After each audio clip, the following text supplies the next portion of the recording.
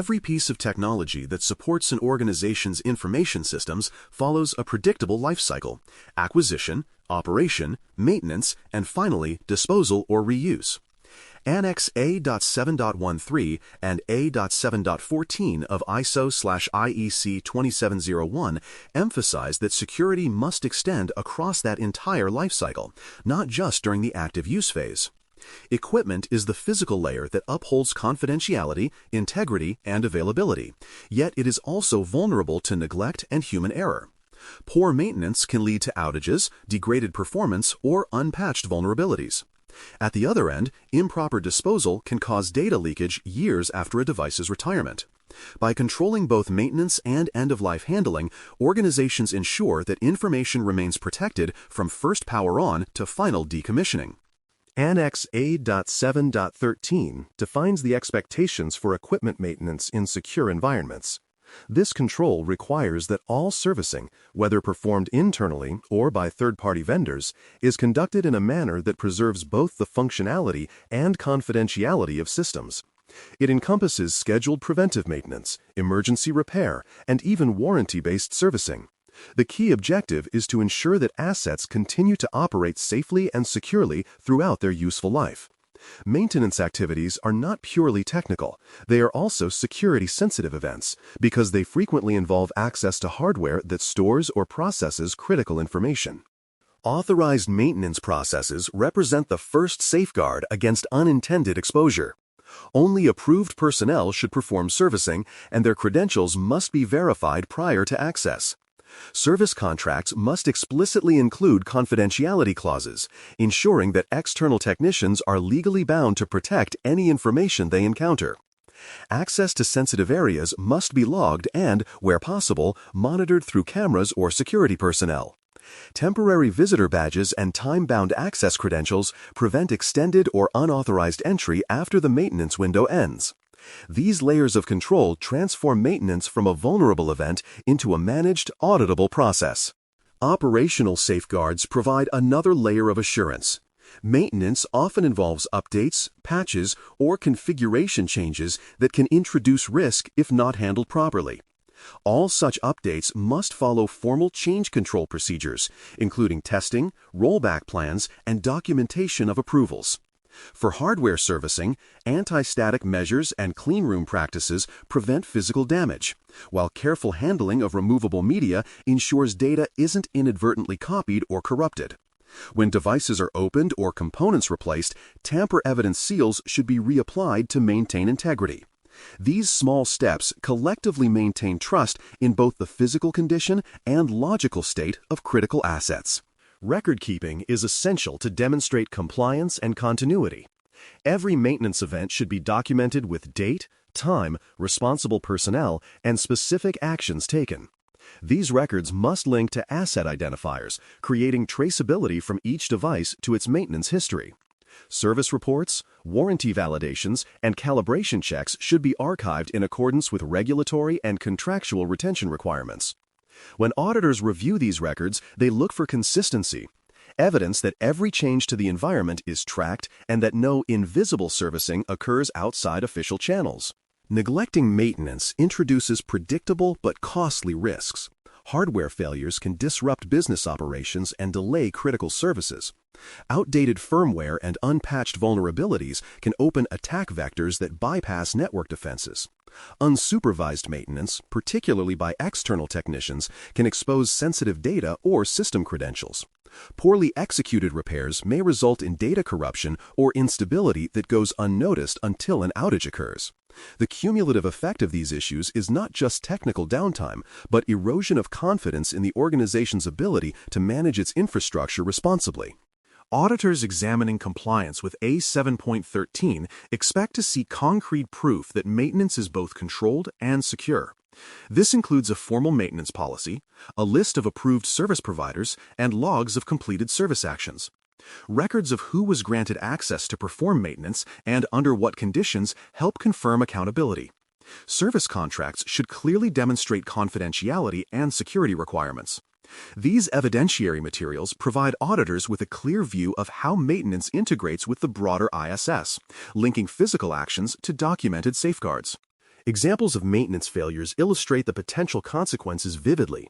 In one case, a contracted technician copied confidential engineering data while servicing a production server, exploiting the absence of supervision.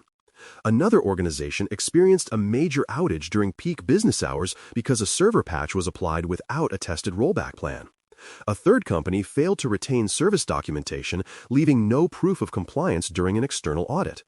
In other situations, preventative maintenance was skipped altogether, leading to mechanical breakdowns and costly downtime. Each case reinforces why maintenance must be as disciplined as any other control in the ISMS. For more cyber-related content and books, please check out cyberauthor.me. Also, there are other prepcasts on cybersecurity and more at baremetalcyber.com.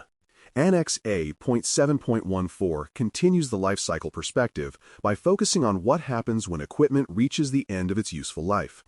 Secure disposal and reuse are not merely operational tasks, they are crucial safeguards against lingering data exposure. Even a retired laptop, printer, or external drive can contain traces of sensitive information that, if mishandled, may reappear years later in secondary markets or public waste streams. This control ensures that before any equipment leaves the organization's custody, all data is rendered completely and irreversibly unrecoverable. It applies to every storage-bearing device, from hard drives and tapes to embedded controllers in network switches. The goal is simple but demanding. No data leaves with the hardware. The control's scope encompasses the full disposal and reuse process. Disposal refers to the permanent removal of equipment from service, while reuse covers redeployment of assets internally after sanitization. Both require verifiable safeguards. When a device is reassigned, its previous data must be fully erased, configurations reset, and cryptographic keys regenerated. When it is destroyed or sold, the organization must be able to prove that information was irrecoverably wiped. These procedures apply equally to physical media and virtual storage environments, where data remnants may persist in system snapshots or decommissioned virtual machines. Lifecycle discipline ensures that security does not end at deactivation. Disposal methods vary depending on technology and regulatory context, but share a common objective: absolute data destruction. Magnetic storage can be sanitized through degaussing, demagnetizing drives to eliminate data patterns, or through cryptographic erasure, where encryption keys are securely deleted to make stored data unreadable. Physical destruction methods, such as shredding, crushing, or incineration, provide final assurance for hardware that can no longer be trusted. Certified disposal vendors offer documented chain of custody services that track each asset from pickup to destruction. Environmental regulations must also be considered, as e-waste often contains hazardous materials requiring compliant recycling or disposal methods. Reuse within the organization demands equal rigor, as internal redeployment can easily bypass formal sanitization steps. Before a device is reassigned, it must be sanitized and re-imaged to the corporate baseline configuration. This ensures no residual data or hidden malware persists from its previous use. Cryptographic credentials, certificates, and system identifiers should all be replaced to prevent cross-environment contamination. Testing after sanitization verifies that no recoverable data remains. These steps transform reuse from a convenience-driven practice into a controlled process that maintains the same standards of confidentiality as initial deployment. Documentation and evidence provide the backbone for demonstrating compliance. Each disposal or reuse action should generate a trail of records, certificates of destruction from vendors, internal checklists verifying sanitization steps, and updates to asset registers noting final disposition. Internal audit teams should periodically sample these records, confirming that listed devices were indeed destroyed or sanitized as claimed. This verification process prevents reliance on paperwork alone and enforces accountability. An accurate asset inventory serves as both a management tool and a security safeguard, ensuring that no hardware quietly disappears from view. The risks of poor disposal practices are severe and far-reaching. Discarded storage devices have been known to contain medical, financial, or personal data that later resurfaced publicly. Such incidents expose organizations to legal penalties, privacy violations, and reputational damage that can outlast the technical breach itself. Regulators may impose fines for mishandling personally identifiable information, while clients and partners may lose confidence in the organization's ability to safeguard entrusted data. Even unintentional leaks, such as drives sold for recycling without verification, can undermine years of trust building and compliance work. Real-world cases reveal how easy it is to fail at this final stage. A hospital was fined heavily after patient records were recovered from hard drives sold to a reseller. A government agency suffered embarrassment when laptops containing classified data were disposed of without secure wiping. In another case, a technology company's reputation plummeted after journalists purchased unsanitized corporate drives on an auction site. Even educational institutions have leaked student information through discarded or donated devices. These events prove that data protection responsibilities persist until the very last moment of an asset's existence, and that the end of a life cycle is often where complacency begins. Environmental and regulatory considerations further shape secure disposal practices. Many jurisdictions require electronic waste to be handled by certified recyclers that meet safety and environmental standards. Disposal vendors must be vetted not only for technical competence, but also for legal compliance, as outsourcing does not absolve the organization of accountability. Environmental sustainability and security objectives can coexist when managed responsibly. Secure destruction can be paired with material recovery for recycling, provided that the data itself is fully destroyed beforehand.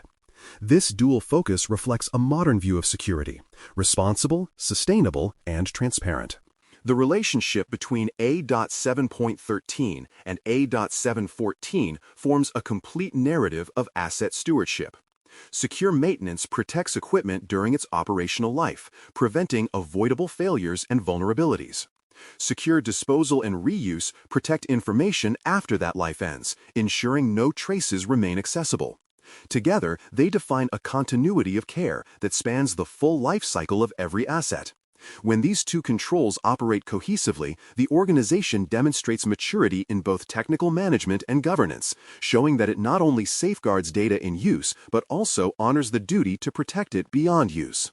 These lifecycle controls also contribute to operational efficiency and audit readiness. By keeping maintenance and disposal tightly documented, organizations reduce the chaos often associated with hardware transitions. Asset registers stay current, maintenance history aligns with disposal records, and auditors can trace every item from purchase to destruction. This visibility supports not only ISO 27001 certification, but also broader compliance frameworks such as HIPAA, PCI DSS, and SOC 2, all of which demand evidence that sensitive data cannot escape through physical media. Lifecycle management, therefore, becomes a shared foundation across multiple governance domains. The value of Annex A.7.13 and A.7.14 lies in their practicality. They turn abstract security goals into visible, auditable behaviors. A technician applying a tamper seal, a manager verifying a disposal certificate, or a staff member reporting a malfunction all contribute to the same objective of protecting data integrity. These controls remind everyone that cybersecurity is not only about networks and encryption, it's also about the disciplined, physical actions that preserve trust in systems over time. When maintained and retired responsibly, equipment becomes not just a tool for work, but a testament to the organization's commitment to secure operations throughout its life cycle.